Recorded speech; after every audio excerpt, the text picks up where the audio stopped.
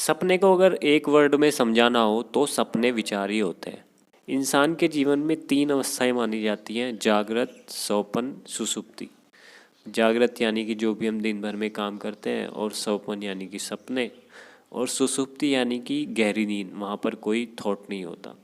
जागृत में और स्वप्न में थॉट चलते रहते हैं। बस सपने में फ़र्क ये आ जाता है कि वहाँ पे हम अपने आप को कुछ ऐसा समझने लग जाते हैं, कुछ जो सब कुछ कर सकता है, जो हवा में उड़ सकता है, जो नीचे भाग सकता है, जो समुद्र में तैर सकता है, मतलब सब कुछ कर सकता है, अनलिमिटेड हो जाता है।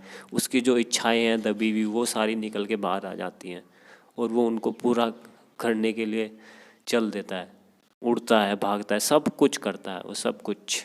अगर हम सपने के आने के पीछे के जो रीज़न्स हैं उसको समझे तो सपने हमारे लिए बहुत नॉर्मल सी चीज़ हो जाएगी। सपने आने के पीछे के जो कारण होते हैं ना, उनमें होते हैं इच्छाएं, डर, पसंद नापसंद, पास्ट, फ्यूचर, ये चीज़ें उसमें आ जाती हैं। और फिर अगर ध्यान से देखो तो इनसे रिलेटेड ही जो दिन में जो थॉट्स चलते रहते हैं वो होते हैं।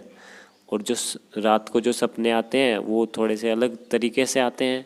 वो सब कुछ विचार ही तो होते हैं, चाहे वो वर्ड में आए, चाहे वो इमेज में आए। अब जो चाहे इमोशंस होते हैं या फीलिंग्स होती हैं, वो भी सब थॉट के रेल में ही आ जाता है। इसको एक उदाहरण से समझते हैं, उससे बेहतर तरीके से समझ पाएंगे। मान लेते हैं आपका फ़ोन है, वो अचानक से कहीं खो जाता है। अब उसमें जो ज़रूरी डॉक्यूमेंट्स थे, फ़ोटोज़ थे, वीडियोज़ थी, आप उसको लेकर के चिंतित हो जाते हैं कि उनका क्या होगा, वो अब वापस कैसे आएंगे। और जो ये चिंता है ना, यही दिन में थॉट्स हैं और रात में सपने हैं। मतलब अगर आप समझ लोगे ना विचार को या सपने को गहराई से, तो फिर आप इनसे डरना बिल्कुल बंद कर दोगे।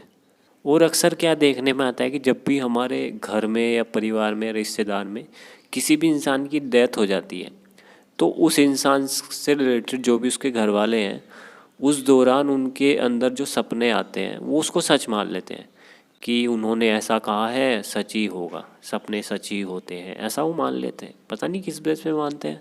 और उन सपने में होता क्या है कि या तो जो उन्होंने पहली बातें जो कही हैं वो आती हैं, या जो हमारी इच्छाएं होती हैं वो उस रूप में उनके मुंह से निकल जाती हैं, वो इस तरह से आ जाती हैं। मतलब वो एक तरह के लिंक्स होते हैं हमारे बीच में, उनके बीच में।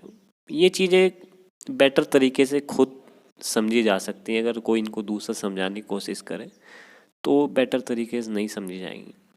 तो आप खुद से ही इनको समझने की कोशिश कीजिए, तभी बेटर होगा। और हमारे साथ बने रहने के लिए आपका धन्यवाद।